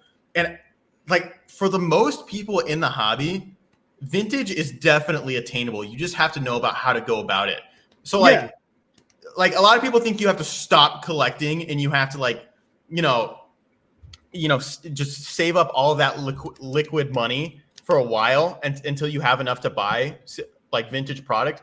No, but there's some cards you can trade. Exactly. Yeah. It's all about trading. People underutilize trading so much. People who have this vintage product love to trade because most of them are sellers, and it is so much easier to move small cards that everyday people can afford than it is to like sell this big vintage product that only a handful of people can afford. So you need to like you need to not get attached, not get emotionally attached, start grading and saving up all of these small cards that are, they're fun to collect. They're very beautiful. They're awesome cards. But then when the time comes and you find a vintage product that someone is willing to trade for, which isn't hard, you can find them on Facebook groups. You can find them at cons, like Collect-A-Con, like all these different methods of finding these people, and then just trade. And then you instantly trade all of that money. It's not liquid, but it moves just like liquid, and you have your vintage product. You know what I mean? It's definitely attainable. Yeah, Ichiban Dan says hunting vintage in the wild is great. I find deals on it all the time because people just don't know what the hell it's worth. Oh yeah, that's true too. Like I don't go to swap meets for vintage hunting because half the time they're fake. I go to garage sales. Go to garage sales. Have you found good stuff in garage sales? Yeah, because a lot of the time it's like grandparents and parents, or like kids moved out of their moved to college or whatever, and they're like, oh yeah, I just want to get rid of it. I'm not going to be like that fucking girl that Opossum talked about a few months ago, who sold a couple $1,000 booster box Team Rocket returns for $50 because those are long gone. Those aren't coming back. But if I see Team Rocket like returns, yes, this lady sold 3 booster boxes of Team Rocket returns for $50. Oh, not each total. Whoever bought that's a fucker, bro. Like, that's what I'm saying. Like, I've done that where like I went up to the people, I'm like, oh, how much are you asking for this? They're like, I don't know, like $10. I'm like, okay, I'll give you 75. And they're like, what? I'm like, it's actually worth like $150, but you're selling it for 10, so I'll give you the half. And a lot of the time they're like, okay, like, yeah, you're still kind of fucking someone with 50% value, but they're going to sell it for 10. You still have to be a decent human being about it. Yeah, dude. Yeah. That's crazy to me, man. Props for doing that too, man. Like, there's so many dishonest people in this hobby. It's really kind of shitty to see, man, because people will take advantage of each other for fucking cardboard, bro. For cardboard. Like, if it was for food or water, or like something that you need to survive, I kind of can understand it a little bit more because you have to do what you have to do to survive. But cardboard, bro, like why ruin your entire reputation and your entire legitimacy over a fucking collectible, bro? It makes no sense to me. People will do crazy shit. How do you feel about mystery packs? Because I've seen you do a few. Not a fan. Not a fan at all. So there are exceptions. There are a handful. I was going to say the same thing. There are a handful of people that I do mystery packs from. And Joey was just in the chat. This motherfucker, he has great mystery packs, very fair deals. Someone just got a Team Rocket return mystery pack from his mystery pack for like, I think he was selling them for $50. Fuck yeah, dude. Yeah. Guess what was in that pack? Because they opened it on stream. Oh no, what was it? The Dark Alakazam Hollow. No fucking way, bro. Yeah. That's awesome. I love that. Yeah, that's dope. I think he said he bought 12 singles, not 12 singles, 12 packs of Raging Surf and Paldea Evolved. It was single boosters, like modern. Didn't get anything. Didn't get a goddamn thing. And he's like, man, I'm gonna fuck you up, Joey. He's like, you fucked me. Like it's a joke. Like no one's actually mad. Yeah, at Joey you fuck. for it. Yeah, Like, yeah. It's you bought the cards. It's part of the game. And he's like, hey, maybe he's like, hopefully I do something better for you on this mystery pack. Because even Joey would be like, dude, I feel bad. And Yeah, sure enough, he pulls out. Want people to get hits. Yeah, pulled out the Team Rocket, and we're like, the chat already went wild as it is. Like, oh, he made up for it. He made up for it. Then the Alakazam popped out. I'm like, bruh, 40. Oh, he sold his mystery packs for $46, and he pulled out a dark Alakazam. That dude, insane, he needs to give Joey a blowjob after that. I love people who hook it up like that and actually put genuine like. Oh, I bought from Joey multiple times. I wish I could do it more often. Yeah, but it's easier to get local stuff. I love my friend and I want to help. I want to support my friend, and he's a rip and chipper. Best way to support my friend is to buy from him. But sometimes it's like, hey, I gotta support my local shops out here too, because they get it's not that they give me better deals. But it is that sometimes like they hook it up better because I spend a lot of money there. I talk to them. Yeah. I'm not saying Joey won't do the same thing, but goddamn, if Joey's another one of those person, if they're like, Joe, never buy from Jay's Corner. His mystery packs are a sham. I'm like, motherfucker, I have proof that says no. Like, yeah, that's awesome, dude. You love to hear that. So like that. There's definitely good people who do. Don't buy my mystery packs. Yeah, now I might have to check those out, dude. If you're getting dark Alakazams out of that shit, dude, I might have to check that out. Yes. Steven says, same here, Gonzo, but that membership get paid like the light bill every month. Yeah. Yeah, exactly. Yeah, there's some people where like I also get memberships too because I'm like, yeah, it's the least I can do. Yeah. Oh, for sure. There's definitely people that I was actually talking to one of my subscribers, Corey. He's a dude, super cool dude. Yeah. And he was telling me, he's like, man, you should start memberships. And I'm like, dude, I really don't want to do that because to me, I don't see anything wrong with memberships. Like I'm not knocking on anybody who does memberships. Like that's fine. It's your channel. Mm-hmm. To me, I don't want to feel like I'm asking you for money when I'm not providing anything, right? Like, yeah, like why would I want someone to be a member of my channel when I feel like I'm not in a position to give them anything? And what he told me, and it might make you feel, I don't know if you've done memberships yet or not. No, I'm so I think I'm 1,000 watch hours away from memberships. Okay, gotcha. Yeah. So what he told me though is that if you like something and you want something to continue, you should support it in any way that you can. And he said. And he's like, if someone chooses to be a member of your channel, it's not because you beg them for money. It's because they want to support you. It's because they want your content continue because they genuinely enjoy it.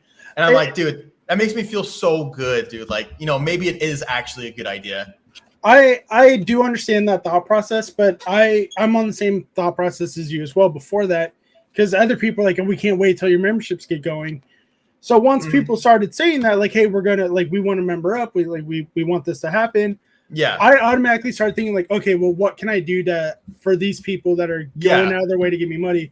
Because it's not just like, hey, memberships are open, you get nothing, you get no perks. So it's like, okay, I want to think about like, what can I do for the members? Like, maybe members only podcast on my Discord like Ryan does, or members only giveaways. Because if you're giving me the money, I'm gonna give it right back to you, motherfuckers, and you can't do shit about it.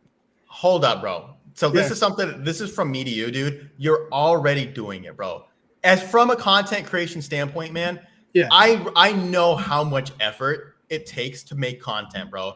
And like it is, especially Pokemon content, bro. This shit's fucking expensive, dude. It's an expensive hobby. Yeah. And we enjoy it. And so I know we would do it anyways, but providing that kind of entertainment and going out of your way, taking time out of your day that could otherwise be spent towards, your own ambitions, your own goals, your family and stuff like that. Like, that's not worth nothing, man. And I'm not saying you have to beg people for money, but if someone wants to support you with that, it really has changed my opinion. Like, it's not a bad thing. You know what I mean? That's my take on it. No, I completely agree with you. It's not a bad thing. And at the end of the day, it's not my money. It's theirs, and they're responsible adults.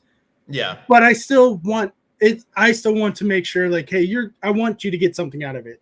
Yeah, so I think I might do like a monthly podcast discussion on the Discord. But like, hey, if you remember, join this Discord. You get specific channel to yourself and other members. And then once a month, I talk to you guys. We can talk about whatever you want.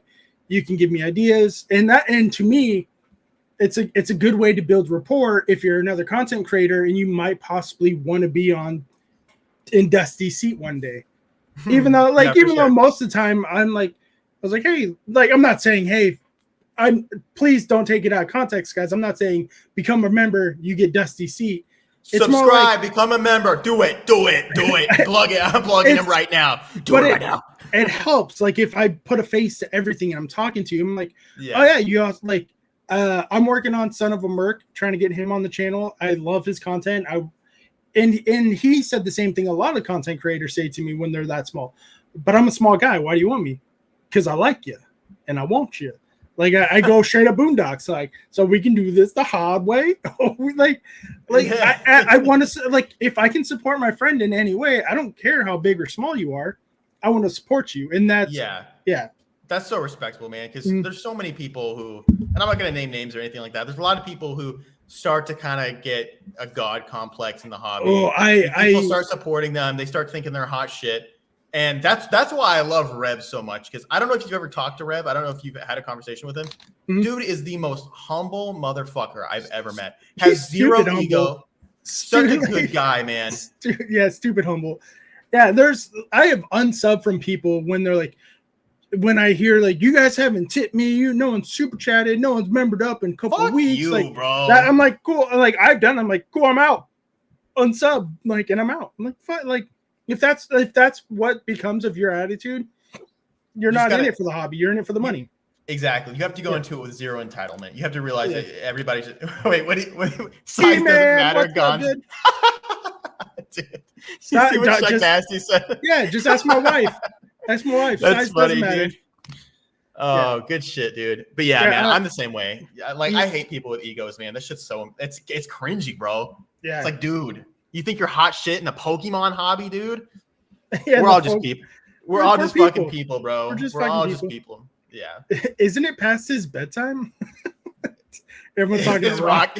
Yeah, Rock's back. That's funny, dude. It says, bros, I would become members to y'all's channels, but I live in Maui. I have 2 kids with single income. It's tough. I'm feeling it. I wish I could. No, and that's completely understandable. No, bro. Yeah. No, dude, and I like, you don't like, you taking time out of your day. You're a single father.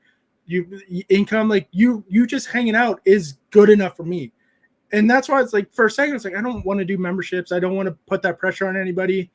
But there's people putting pressure on me to do it. So I'm like, well, what do I do? But again, I can't thank chat enough for subscribing, for hanging out, for talking to us, because you don't have to do this. This is free regardless, even if you are a member, because you don't have to member up.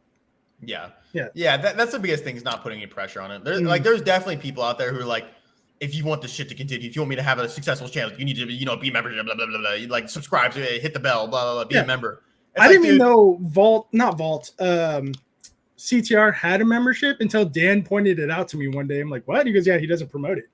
Yeah. I was like, oh shit, didn't even notice. Yeah. I remember when he did that, it was really funny, because I was like one of the first people to become a member for CTR. I'm not anymore, not out of choice. Like, I switched my credit card on my YouTube channel, and it didn't renew. I need to go back and do that. I love his shit. But member up to Gonzo now, says Jay's Corner TCG. Should I talk about what we talked about on your podcast last night? What was it? Which part? So my dumbass said it, and I don't know if anyone actually clipped it. Dan might have, where I said, if I get to 2,000 subs by the end of the year, I'll wax my chest. Oh, dude. And whoever is the very first member on the channel will choose what design gets put into it. Oh shit, dude. Yeah, I'm gonna do it. If it's me, I'm gonna choose a big old dick, dude, or a dong right on your chest, dude. That's fine. Yeah, well, that's the rules. I just made those rules. Okay, first person to member up. I'll be right back, dude. I'm sorry. I think so. Here, 1 sec. Yeah, take your time. Heart like Austin Powers for sure. I mean, I could. I don't see why not.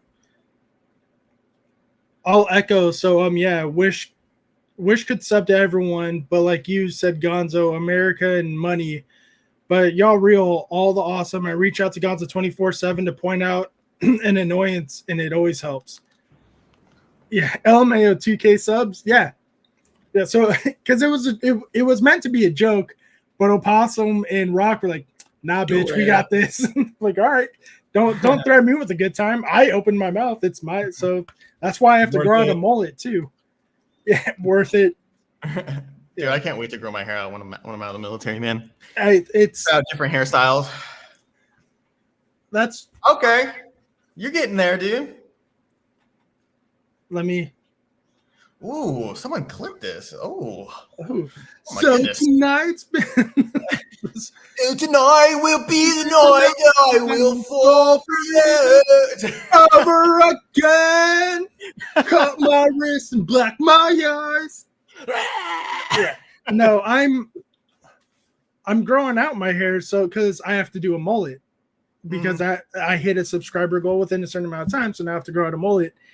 And because I've been in military and law enforcement for so long, my hair's the opposite. My hair's longer on top because I do the fade. So now, it's like yours. So it's like, all right, let me grow it out a little bit before for the yeah. So now I have to grow it out before I can actually start to form the mullet. Yeah, no, I gotcha.